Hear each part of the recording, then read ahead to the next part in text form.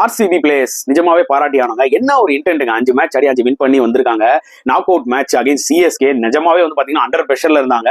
ஆனா அவங்களோட intend from ball one கிளியரா தெரிஞ்சதுங்க. என்டையர் டீம் அவங்க பேட்டிங் ஸ்கோர் கார்டு எடுத்து பாருங்க, வந்த எல்லா பிளேயர்ஸுமே அவங்க ரோல விளையாடிட்டு போயிருக்காங்க. அந்த அளவுக்கு ஒரு சரியான பெர்ஃபார்மன்ஸ்.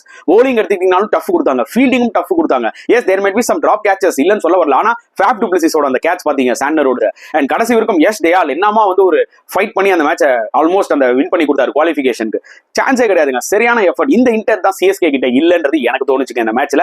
ஏன்னா அவங்க வந்து ஒரு அட்வான்டேஜோட உள்ள வந்தாங்க.